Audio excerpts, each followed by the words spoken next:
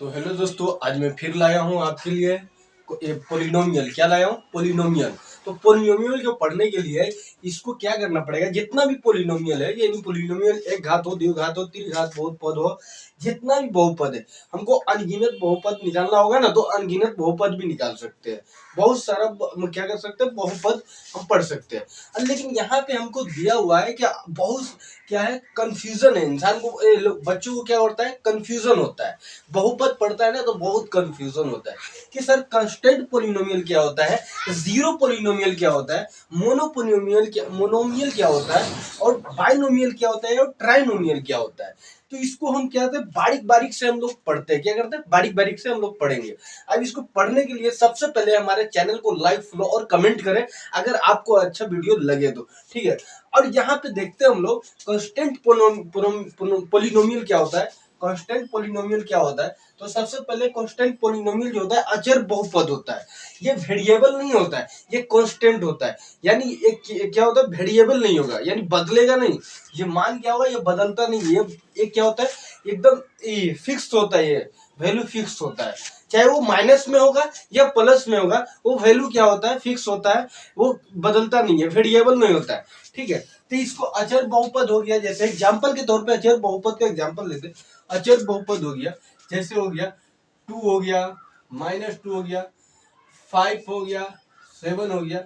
Etc क्या है, etc क्या है, ये सब क्या है, पोलिनोमियल है, यानी कांस्टेंट कांस्टेंट पोलिनोमियल है, यानी अचर बहुपद है। इसी को कांस्टेंट बहुपद को हम क्या बोलते हैं, अचर बहुपद बोलते हैं। लेकिन एक्स जो होता है ना, वो चर बहुपद होता है। क्या होता है, चर होता है ना। चर चर अचर, ये अचर पद है। जितना भी पूर्ण संख्या हो या प्राकृतिक संख्या हो, जितना भी आता है ना, वो सब क्या होता है, अचर बहुपद होता है। चाहे प्राकृतिक संख्या हो, चाहे वो पूर्ण संख्या हो, ठीक है। अब यहाँ पे जीरो भी क्या, एक पोलिनोमियल है, शून्य बहुपद। क्या होता है, इसको बोलते हैं शून्य बहुपद। शून्य बहुपद को, शून्य बहुपद क्या होता है, शून्य बहुपद, ठीक है। चलिए, शून्य बहुपद, ये भी क्या है, ये क्या है, जीरो पोलिनोमियल, जीरो। देखिए ये जीरो जीरो हो गया। ये भी अचर पद है, लेकिन शून्य बहुपद है। क्या है, ये भी क्या है, अचर बहुपद है। अचर बहुपद है, ठीक है, अचर बहुपद है। ये भी क्या है, अचर बहुपद। मोलिनोमियल, देखिए मोनोमियल, मोनोमियल क्या है, जिसके पास एक पद हो, जिसके पास घात कोई भी हो, चाहे एक्स पे पावर 1 हो, या एक्स पे पावर एक घात बहुपद हो, या द्विघात बहुपद हो, या त्रिघात बहुपद हो, है ना। तो उसमें क्या होता है, लेकिन एक ही पद होगा, कोई भी हो, चाहे वो, देखिए एग्जाम्पल के तौर पर एक पद, यानी देखिए ये 2 हो गया, ये भी क्या है, एक पद है। यहाँ पे 2x² हो गया, ये भी क्या है, एक पद है। यहाँ पे एक पद है, ये भी क्या, एक पद है। एक ही पद होना चाहिए, है ना। जैसे हो गया एक्स पे पावर 4, ये भी क्या है, ये भी क्या, एक पद है। जिसके पास एक पद हो, एक पद हो, दो पद नहीं होना चाहिए, यानी प्लस में होगा। अगर हम +1 दे दिए, क्या हो गया, ये हो गया, ये दो पद हो गया। लेकिन एक ही पद होना चाहिए। हमको क्या बोल रहा है, मोनोमियल बोल रहा है। मोनोमियल का मतलब, मोनो का मतलब अर्थ होता है एक, नोमियल का मतलब होता है पद, यानी एक ही पद होना चाहिए, ठीक है। अब यहाँ पे क्या होता है, देखिए एक्स पे पावर 4 हो गया, चाहे वो 3x², 3x होना चाहिए। ये भी क्या है, एक पद है। क्या है, एक पद है। ये में क्या हो गया, इसमें होता है, इसमें चर और अचर पद का क्या होता है, गुना होता है, ठीक है। अब यहाँ पे एक चर पद है, एक अचर पद है, ये दोनों में आपस में क्या हो गया, गुना हो गया। तो एक बहुपद हो गया, जिसको हम बोलते हैं द्विघात बहुपद है। लेकिन एक पद है। क्या है, एक पद है। देखिए मोनोमियल, एक पद वाला बहुपद, ठीक है। अब यहाँ पे बाइनोमियल है। बाइनोमियल का मतलब क्या होता है, बाई का मतलब होता है दो, नोमियल का मतलब होता है पद। बाई का मतलब होता है दो, और नोमियल का मतलब होता है, नोमियल का मतलब होता है द्विपद, ठीक है। तो यहाँ पे हमको द्विपद बोल रहा है। द्विपद बोल रहा है का मतलब क्या है, कि जिसके पास दो पद हो, चाहे वो स्क्वायर जो भी हो, ठीक है। अब यहाँ पे जैसे x² + 1, है ना, जैसे हो गया 3x + 2, ठीक है। जैसे हो गया 4x पे पावर 4 1, ठीक है, -1 कर दो, ठीक है। ये क्या है, द्विपद है, यानी जिसके पास क्या है, ये एक पद, ये भी एक, ये द्विपद हो गया, जिसके पास दो पद हो, ठीक है।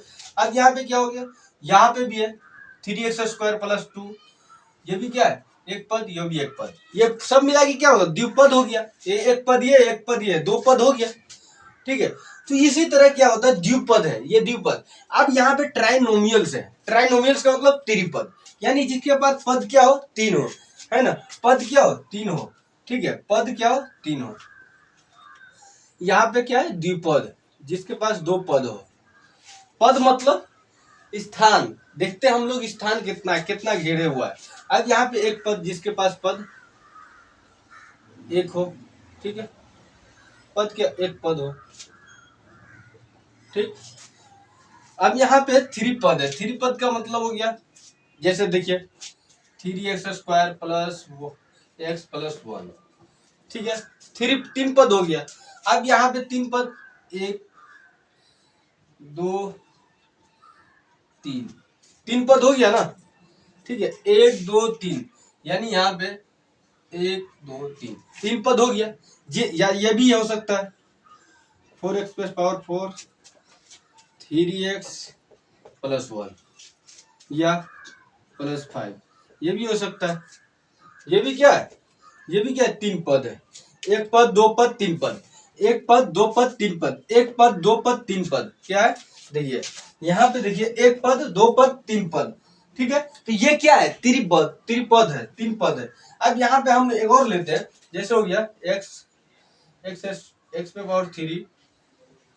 4x + 3, ये भी क्या है, ये भी क्या है क्या है तीन त्रिपद है, क्या है त्रिपद है। अब यहाँ पे तीन पद है, तो इसी को हम बोलते हैं ट्राइनोमियल्स, ठीक है।